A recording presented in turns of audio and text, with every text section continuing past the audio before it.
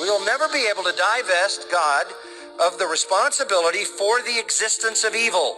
He designed it into this universe. You have sin, you have rape, you have abuse, you have wars. All these things, God is working after the counsel of his will.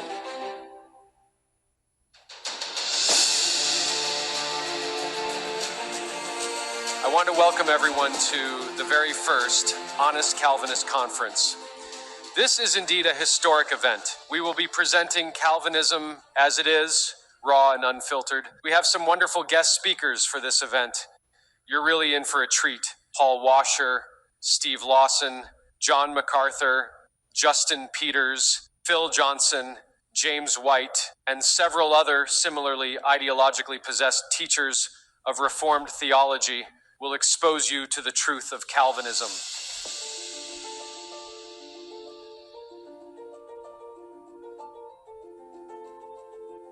The sovereignty of God means that he has supreme authority over all the works of his hands, including every fart and belch of both man and beast. Only a God so concerned over the perfect amount of flatulence could rightly be called sovereign.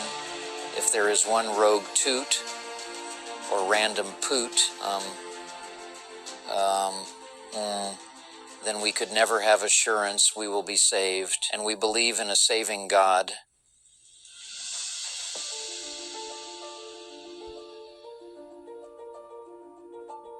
I like to refer to the kingship of God because that's a really biblical way of describing things, though it doesn't accurately reflect my views, but that's okay because Americans don't really understand kings very well. So I say sovereign to mask my belief in exhaustive divine determinism, which is really just fatalism, as I deny there was ever a moment in the life of God where he freely determined or decreed anything. In fact, I just appeal to God as a utility to explain the origins of the universe. So the sovereign God I believe in is more of an ethereal fate machine or a world engine, as he brings all things to pass due to a divine decree he never issued.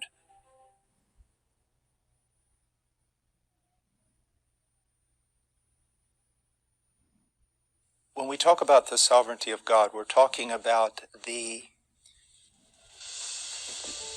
micromanagement of God's eternal pre-creation decree. Sovereignty is a code word for meticulous determinism, that God determined every act of sin with specificity. Now, we will often claim this doesn't mean God is the author of sin, except when we then claim that God is, in fact, the author of sin.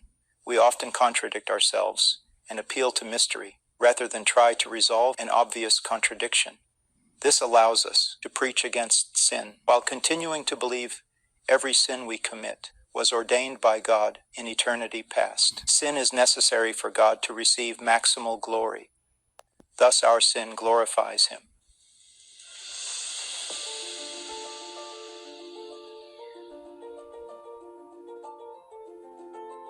If we were consistent, we would say the reason people are offended by the sovereignty of God is that God himself decreed them to be offended.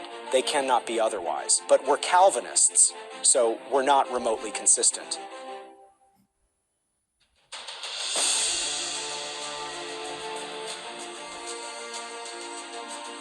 As God stated in Romans 2, God has written on our hearts, and our conflicting thoughts bear witness and condemn us. God tells us in James 1 that he tempts no one.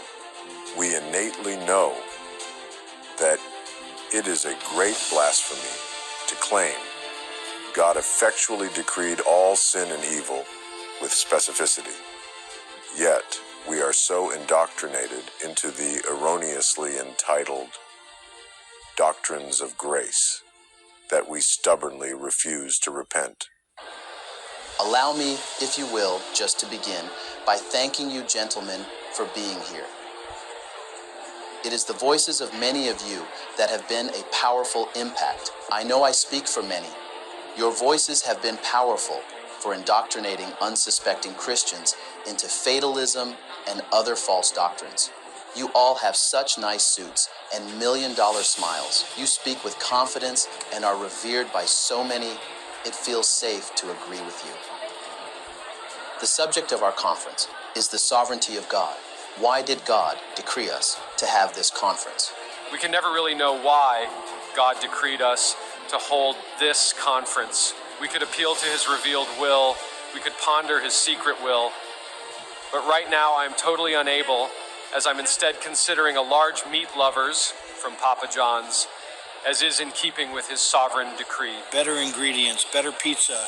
Papa John's. But getting back to tonight's topic, we all believe that God has decreed literally everything.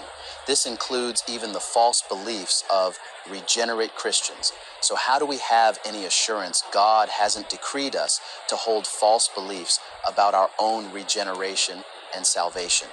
Well, as we're at the Honest Calvinist Conference, the short answer is we don't. It's just wishful thinking, lacking any epistemic justification.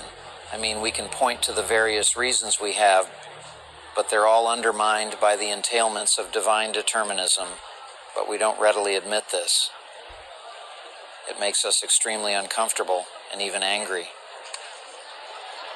Essentially, we believe we're elect because we believe we're elect. It's incredibly circular. Oh, absolutely.